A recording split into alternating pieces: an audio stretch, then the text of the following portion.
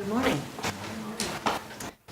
I'm pleased to be with all of you here today, and thank you, David and Andy, for taking on this subject in the way you're taking it on. I'm glad to have all my colleagues from left, right, and center with us today.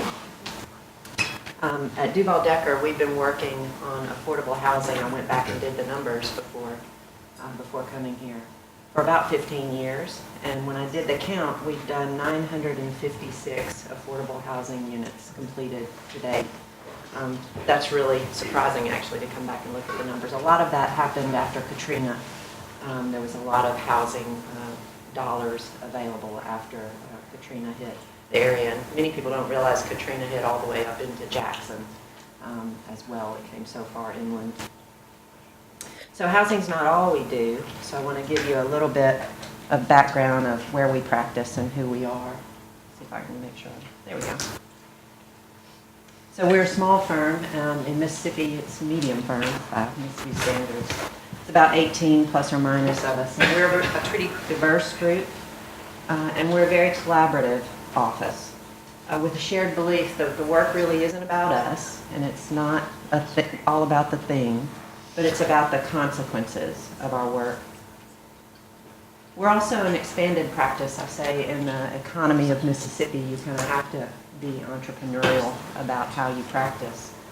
And for us, that means that we're also expanding our influence and impact in the practice. First, by expanding the scope of our architectural services, from planning and development, when innovation and the public good can be embedded in the projects before they even begin, to traditional architectural design work, where the goals of the project are finally given material form, to building care and maintenance.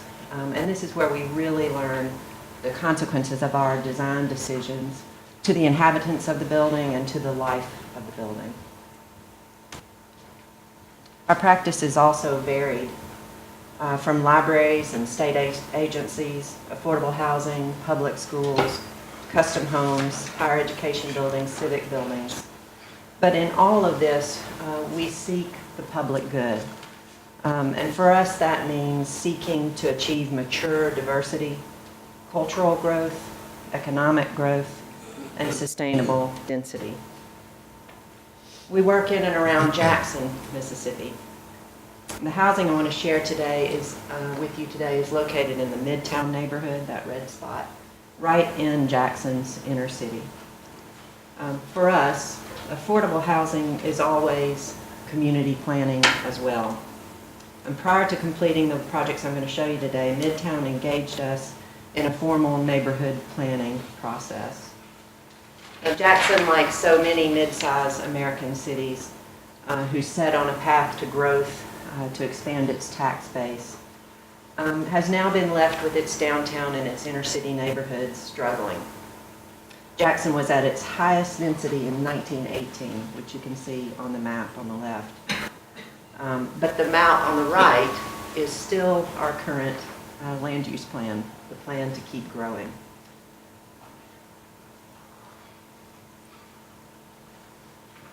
So what happens when you do that? In 3 to 4 days, it doesn't take much in Jackson, of freezing temperatures, we had, in 2010, this was the result of basically catastrophic natural disaster. All of a sudden, we were a city without the basest of necessities, without water. And it only took a few days of continuous freezing temperature. So for us, unlike New York, who's struggling with the sort of opposite problem, for us, we need to bring back the density to be able to afford to repair our infrastructure.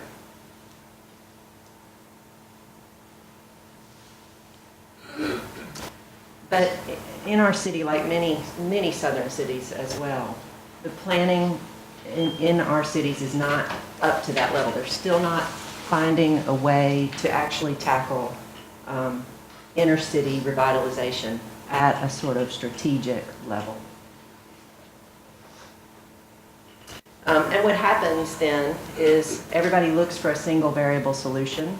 Maybe you can bring in a big company, a big manufacturing plant, or in this example, you just come in with single family infill. This is the Midtown neighborhood, and over 220 habitat houses were built in Midtown over about a 15-year time frame. This did have a stabilizing effect for the neighborhood, but it was still in serious decline. This single variable strategy really couldn't work. Money was being spent. Neighbors were championing their neighborhood. They loved their neighborhood. But crime was still rising, and property values were still falling.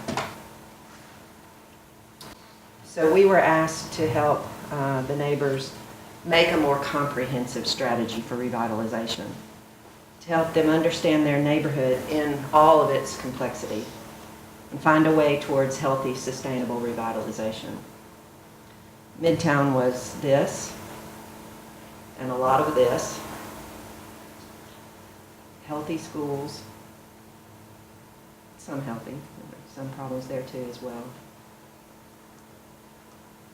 Abandoned buildings, businesses lost to the neighborhood, and so much more. But we think about a neighborhood as a living organism, a network of interrelated systems. It is multivalent, and a strategy to revitalize it has to be multivalent too. So our planning process is really on the ground. We walk every street and document all of the conditions. We find ways to hear as many of the voices of the neighborhood as we can.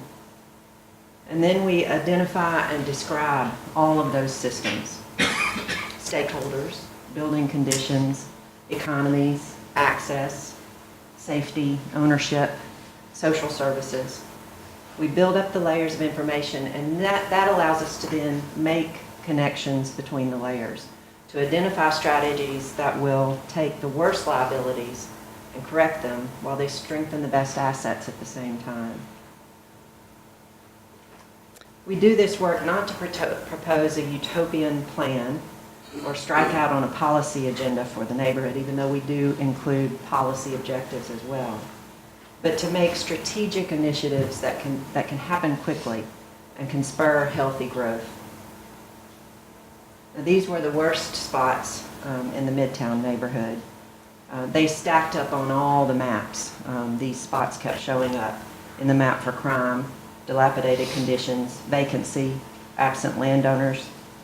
And they were also near really good neighborhood assets like playgrounds, schools, and main entrances to the neighborhood. Our client, the Jackson Housing Authority, was well poised to start tackling these areas. We had been working with them to demolish 500 of their suburban apartment units, and this was a bold move for a housing authority to remove their units. But they've been struggling with them for years. The residents and the housing authority have been struggling with those units. So they had to turn around and remake those units to keep their HUD funding for that. And they decided to make that move of doing inner city scattered housing. So they had bought, after we did the mapping of the conditions on site, they bought several of the housing that could be renovated, and they renovated those units. And then they took on these worst spots and took them out for new housing. And what this allowed the housing authority to do was help us be the first implementation of the most important strategic initiatives of the master plan, to provide housing type diversity. The types of housing were limited in the neighborhood, and to increase density. So the first thing we did was study that standard infill model because it had not been working in the neighborhood. Houses sit in the middle of the standard lot size, as you see on the top left. Cars park in the yard. Children play in the streets around these houses. Many of the families in the neighborhood are non-traditional, so if you can imagine on the lower left-hand corner of the drawing, a family with a grandmother, a mother, a teenager, and a toddler trying to pack this tight-knit public space that's packed in the front of the plan. All of those varied activities that need to take place there overwhelm each other, whether they're having dinner, hanging out, or talking. It's too compact of a space, so people retreat to their bedrooms in these houses. The houses sit close to the ground, they're slab on grade, so the private area windows around the back of the house are usually left closed, close to the street. The backyards then, many of them unfenced, become overgrown no man's land. So we proposed an alternative, which is on the right, a small economical 2-story footprint, a durable raised foundation. We could increase this public-private area split to get public area 57%. In a flexible arrangement that allows the family to really be together comfortably on that first floor. They can play and talk in the front, they can cook dinner and do homework in the back, and they don't overwhelm each other. And because the private areas are up on the second floor, their windows are on multiple orientations of the building, and they don't remain closed and dark to the street. So the Housing Authority, we did have some zoning suggestions for the master plan, but the Housing Authority didn't want to instigate those, and they really didn't want to wait for those. So we used the existing zoning to increase the density as much as we could by pushing the definition of a duplex on a single site. We split and shifted it, connected by a mechanical umbilical. The planning now creates shared front and rear yards. 3 living rooms look out over each front yard, which is fenced and allows children to play safely off the street. And 3 kitchens overlook the rear yards and the back entries to the units. An alley along the rear keeps both sides of the house active, safe, and connected. So the standard slab-on-grade houses of the standard infill, those structures crack and fail because we have a expansive yazoo clay soils in our area that really take out foundations, or they become an ongoing maintenance issue. So the small footprint of the duplex of this house allows us to make a more durable deep pile foundation. We keep 16-foot wide floor plates so that they can be easily framed floors and roofs out of wood trusses. So the porches and the living rooms overlook these shared yards, and the neighbors really do get to know one another in this setting, and they watch out for each other, particularly the children. We made loft-like interiors that are open and flexible, and we've seen the residents set up these spaces in multiple ways, from formal dining rooms to breakfast nooks, and formal and casual seating areas. The first floor is open, but 2 areas are sort of made by that restroom core in the center. The arrangement allows for multiple activities to take place at once, everyone together without being overwhelmed. And the split and shifted plan also allows ample access to light and air for all the spaces. Solar power generation at each unit lowers the utility cost for the residents.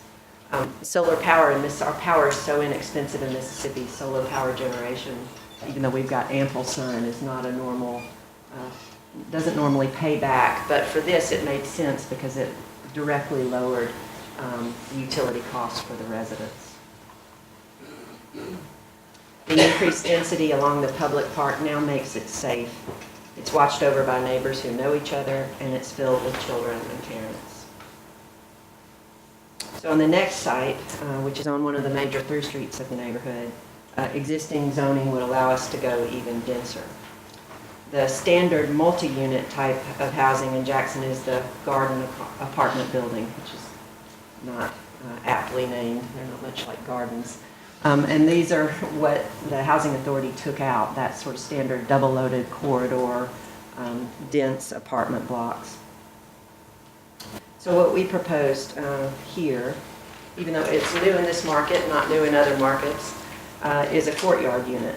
6 units with front and rear secured entry.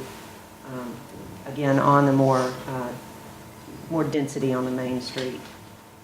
So with these units, very similar strategies to the other units. The 16-foot wide plate, the more durable foundations. But on this one, we utilized not all of these are two-story units. There are flat units, and then also stacked with two-story units as well around the courtyard. Again, windows on multiple sides of the building, loft-like flexible interiors, and sustainable enclosures and livable spaces. What's great about this project is, because it goes up to that 2- and 3-story level, the neighbors get a real prospect on their own neighborhood, which has become really a popular thing for them. It's well-loved space, and it also contributes to the activity of the street. So all 6 units enter from this courtyard. It's really small, but it's generous with places to visit or to sit and wait for your ride or for your guests to arrive. Each courtyard entry is visible by 3 units. Neighborhoods visit in the courtyard, and again, they become protective of one another. So this more urban form increases density and activity that really is a good fit, a nice step for the neighborhood, and it provides a model for future more dense developments along the main street. The next project, we had an opportunity to impact a greater area of the neighborhood. And it's a very different model. It's a low-income tax credit housing model. So we assembled several, again, of the buildings that were in pretty good condition, and then isolated areas where we had really dilapidated buildings, and put together these properties. And it was really the master plan work that made this low-income tax credit project possible in the neighborhood. It hadn't been possible before. It had to cash flow and lure equity investment, and that's something the neighborhood had not been doing yet. So a developer partnered with the neighborhood's nonprofit group. Again, properties could be assembled to intersect those assets and problems in the neighborhood. And the developer could identify and claim points on his application for livable properties, livable neighborhood.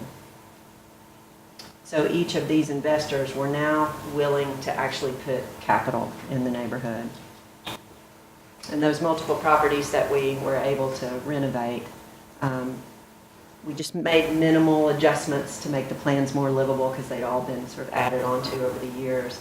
But that allowed us to keep the existing housing stock intact, the fabric of the neighborhood, which was really important to all the residents. The funding for this project is different than the housing authority model. It means you'll see when you look at a little tighter construction cost on these properties.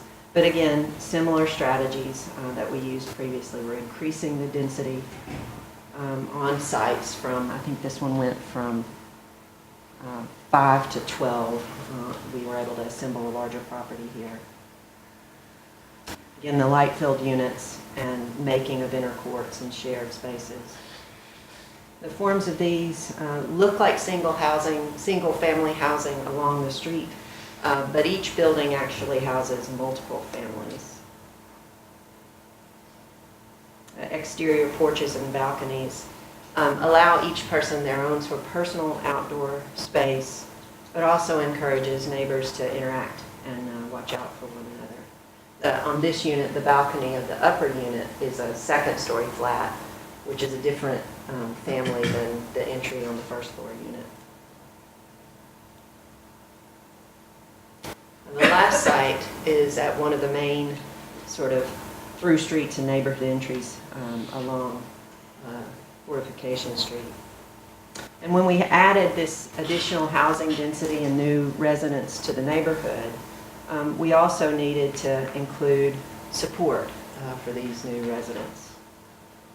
So an existing commercial building was transformed with sort of minimal moves, paint, benches, shapely and expensive canopy front. A building that was honestly housed a really seedy liquor store became a more civic building that serves the neighborhood. And no matter what happened, according to all the Midtown residents, everyone agreed that Spur's Barbershop had to have a place in the revived Midtown. So Spur's really the primary tenant. But also in the building is a local office for the Housing Authority to have a local office, a medical clinic, and a community room for the neighborhood.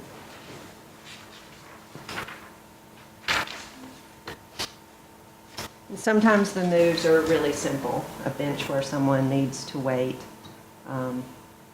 signage that makes a shadow.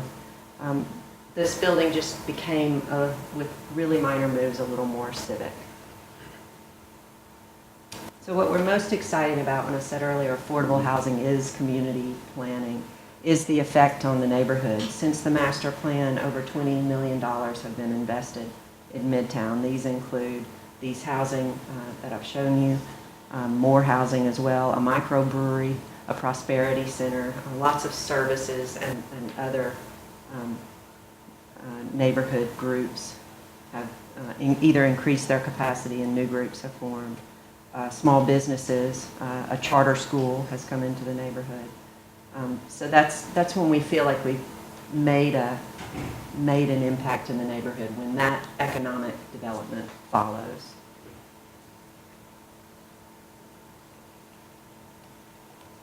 And Andy, you want to help me show them? Okay. Yeah, let me just tell you quickly. There was the film that Larry showed last night was a response to the AIA's iLookUp film challenge. And they called us out of the blue and had heard about the work in Midtown, and they made this really, really great film.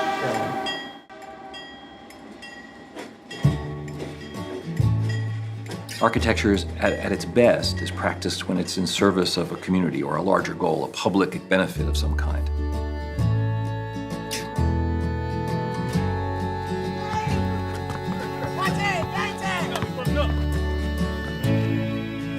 Midtown is like many inner city neighborhoods around the country. It's experienced stress, abandonment, murder, drug trafficking going on around here, you know what I'm saying? A lot of gang banging down here too, for real.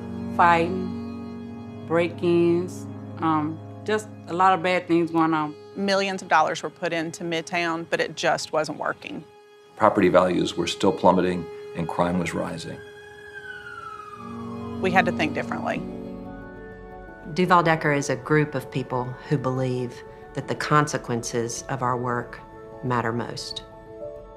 Being an architect in Mississippi, it's about investing in our community. Duvall Decker was recruited to help develop a master plan for Midtown.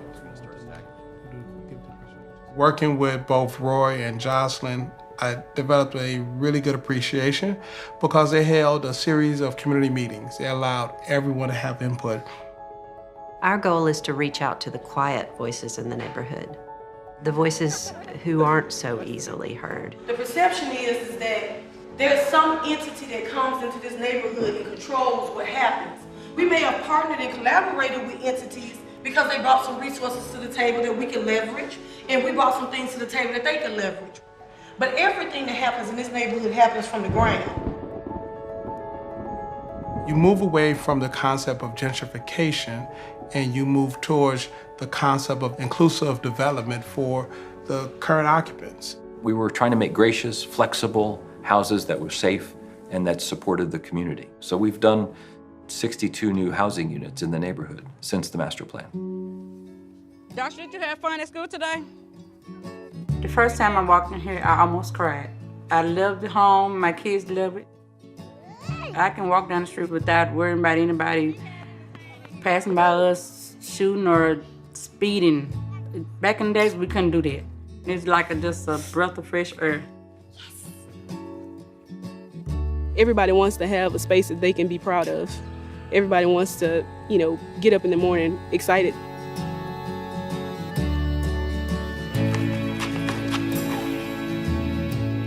Midtown now is an example for healthy community revitalization.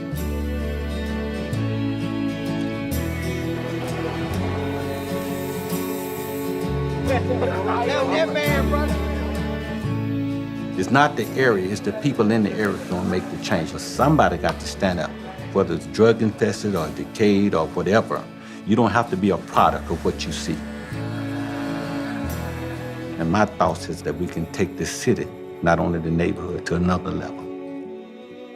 It's gonna be unity. No matter what parts you from over here, we're gonna come together at one, for real. There's been lots of new businesses, there's been residents moving in, schools and services are returning to the neighborhood. Midtown is truly an example of Blueprint for Better.